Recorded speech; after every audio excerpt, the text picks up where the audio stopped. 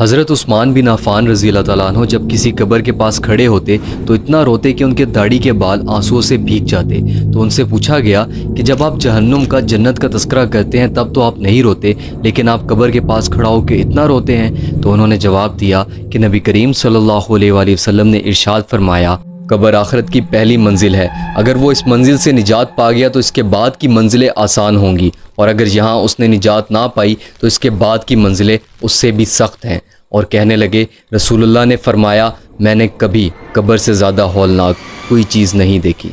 اب جب ایک نیک انسان کو قبر میں اتارا جاتا ہے تو قبر اس سے کہتی ہے کہ اے عبداللہ، میرے سینے کے اوپر جتنے لوگ چلتے تھے تو مجھے ان میں سب سے زیادہ پسند تھا، اور میں تیرا بہت وقت سے انتظار کر رہی تھی، اب تو مجھ میں آ گیا ہے تو اب تو میری مہمان نوازی دیکھ۔ اور پھر مردے کی نظر اس قبر میں جہاں تک جاتی ہے وہاں تک اس کی قبر اس کے لیے کشادہ ہو جاتی ہے، کھل جاتی ہے۔ لیکن دوسری طرف جب ایک گنہگار شخص کو قبر میں لٹایا جاتا ہے تو قبر اس سے کہتی ہے، کنت لابغض من یمشی علی ظہری الیہ، جتنے بھی لوگ میرے اوپر چلتے تھے ان میں سے سب سے زیادہ میں تیرے سے نفرت کرتی تھی۔ اے عبداللہ، اے اللہ کے بندے، میں تجھے سب سے زیادہ ناپسند کرتی تھی، اور میں تیرا بہت وقت سے انتظار کر رہی تھی، اور آج جب تو میرے اندر آ گیا ہے تو اب تو میرا غضب دیکھے گا، غصہ دیکھے گا۔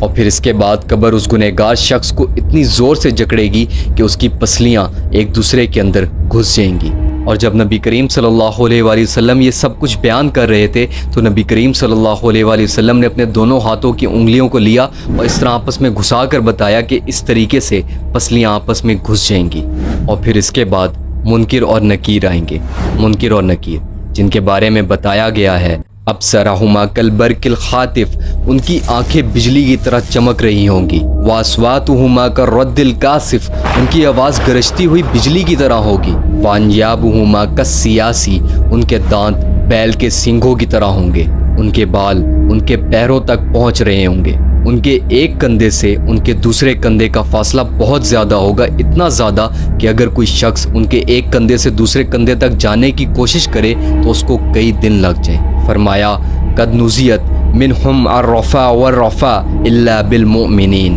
کہ منکر اور نکیر کے دل میں ذرہ برابر بھی رحم نہیں ہوگا سوائے مومنوں کے لیے۔ منکر اور نکیر ہر مردے کے پاس جائیں گے، اور منکر اور نکیر دونوں کے ہاتھوں میں ایک اسٹیل کا ہتھوڑا ہوگا، اور وہ ہتھوڑا اتنا بھاری ہے کہ اگر پوری دنیا کے جن اور انسان مل کے بھی اس ہتھوڑے کو اٹھانے کی کوشش کریں تو اٹھانا تو دور کی بات، اس کو ذرہ برابر اپنی جگہ سے ہلا بھی نہ سکے۔ منکر اور نکیر جب قبر میں ایک گنہگار شخص کے پاس جائیں گے تو اس طریقے سے جائیں گے کہ اس کے جسم کی ایک ایک ہڈی ٹوٹنے لگے گی، اور ان کے غضب، غصے کو دیکھ کر اس شخص پر بے ہوشی طاری ہونے لگے گی۔ منکر اور نکیر ہر مردے سے 3 سوال پوچھیں گے، من ربو کا، تمہارا رب کون ہے؟ ما دینو کا، تمہارا دین کیا ہے؟ من نبیو کا، تمہارا نبی کون ہے؟ منکر اور نکیر کہیں گے، یا حاذا عرف مکانک، پہچانو تم کدھر ہو، ادھر ادھر دیکھو، دنیا کی زندگی ختم ہو گئی ہے اور اب تم قبر میں ہو، ہمیں بتاؤ من ربک، تمہارا رب کون ہے؟ اب ایسا بالکل بھی نہیں ہے کہ ہر کلمہ پڑھنے والا مسلمان ان 3 سوالوں کے جواب آسانی سے دے دے گا، بلکہ ان 3 سوالوں کے جواب صرف وہی مسلمان دے پائے گا جس نے اس دنیا کے اندر اللہ کی مانی، دین کی مانی، نبی کی مانی، نہ کہ اپنے نفس کی مانی، نہ کہ اپنی خواہشات کی مانی، نہ کہ اس دنیا کی مانی۔ تو اب وہ مومن لوگ جنہوں نے اس دنیا کی زندگی اللہ کے حکم کے مطابق گزاری ہوگی، دین کی مانی ہوگی، اپنے نبی کی مانی ہوگی، وہ آسانی سے اس سوال کا جواب دے دیں گے۔ لیکن کافر اور وہ کلمہ پڑھنے والے مسلمان جنہوں نے کلمہ پڑھنے کے بعد بھی اللہ کی نہیں مانی، وہ اس سوال کا جواب جانتے ہوئے بھی اس سوال کا جواب نہیں دے پائیں گے۔ وہ لوگ کہیں گے، لا ہا لا ادری، ہم نہیں جانتے، ہم نہیں جانتے۔ قرآن مجید میں اللہ تعالیٰ نے ارشاد فرمایا، جس کا مفہوم کچھ یوں ہے کہ کیا تم ان لوگوں کو نہیں دیکھتے کہ جنہوں نے اپنی خواہشات کو اپنا معبود بنا لیا؟ اب منکر اور نکیر دوسرا سوال پوچھیں گے، ما دینو کا، تمہارا دین کیا ہے؟ تو اب جو شخص اسلام پر اس دنیا کی زندگی میں عمل کرتا رہا ہوگا اس کے لیے اس سوال کا جواب بہت آسان ہوگا، لیکن وہ مسلمان جس نے صرف کلمہ پڑھا اور پھر اپنی زندگی کو اسلام کے مطابق نہیں گزارا، اسلام کے حکم نہیں مانے، تو وہ اس سوال کا جواب جانتے ہوئے بھی نہیں دے پائے گا۔ اور اب جیسے جیسے منکر اور نکیر سوال پوچھتے جائیں گے تو ایک گنہگار شخص کا دل خوف سے پھٹتا جائے گا، کیونکہ اس کو اپنی آخری منزل یعنی کہ جہنم، اس کا عذاب، اس کی تکلیف اپنی آنکھوں سے نظر آ رہی ہوگی۔ اور اب منکر اور نکیر تیسرا سوال اور آخری سوال پوچھیں گے، من نبیو کا، تمہارے نبی کون ہیں؟ تو اب پہلے کی طرح ایک مومن جس نے نبی صلی اللہ علیہ وآلہ وسلم کے احکامات کو مانا ہوگا، ان کی سنت سے محبت کی ہوگی، ان سے محبت کی ہوگی، اس کے لیے اس سوال کا جواب دینا مشکل نہیں ہوگا۔ لیکن دوسری طرف وہ گنہگار مسلمان جس نے اس دنیا میں یہ جاننا ہی نہیں چاہا کہ اس کے نبی کون تھے، اور نہ اس نے اپنے نبی کی سنتوں سے محبت کی اور نہ ان کے احکامات کو مانا، اور وہ اپنے نبی کو فالو کرنے کے بجائے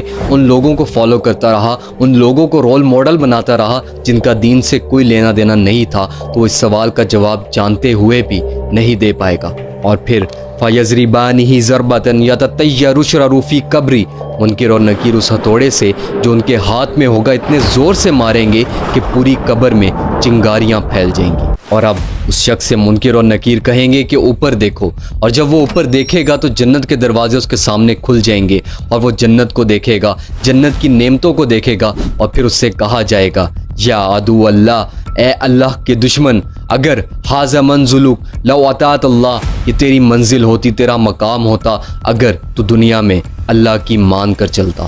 نبی صلی اللہ علیہ وآلہ وسلم نے اپنی زندگی کی قسم کھائی اور فرمایا کہ اس وقت اس مردے کو جو پچھتاوا ہوگا وہ اس کی زندگی کا سب سے برا پچھتاوا ہوگا، کیونکہ وہ شخص جنت کو خود سے دور جاتا دیکھ رہا ہوگا اور جہنم کو اپنے قریب آتا دیکھ رہا ہوگا، اور وہ جانتا ہوگا کہ اب اس کے ساتھ کیا ہوگا، کیسا برا اور دردناک عذاب ہوگا۔ اس کے سامنے جہنم کے دروازوں کو کھول دیا جائے گا، اور جہنم کی گرمی اور آگ اس کی قبر میں گھستی جائے گی اور اس کے جسم کو جلاتی جائے گی اس وقت تک جب تک کہ قیامت نہیں آتی۔ اور پھر ان تین سوالوں کے بعد ایک صدا لگائی جائے گی، ایک آواز لگائی جائے گی، ان کذب عبدی ففشلاه من النار وبسوه من النار، کہ اس شخص کو جہنم کے کپڑے پہنا دیے جائیں، جہنم کا لباس پہنا دیا جائے۔ اور پھر اس کے بعد اس گنہگار شخص کی قبر میں ایک شخص داخل ہوگا۔ فرمایا، قبیح الوجہ قبیح الثیاب منتن الریح،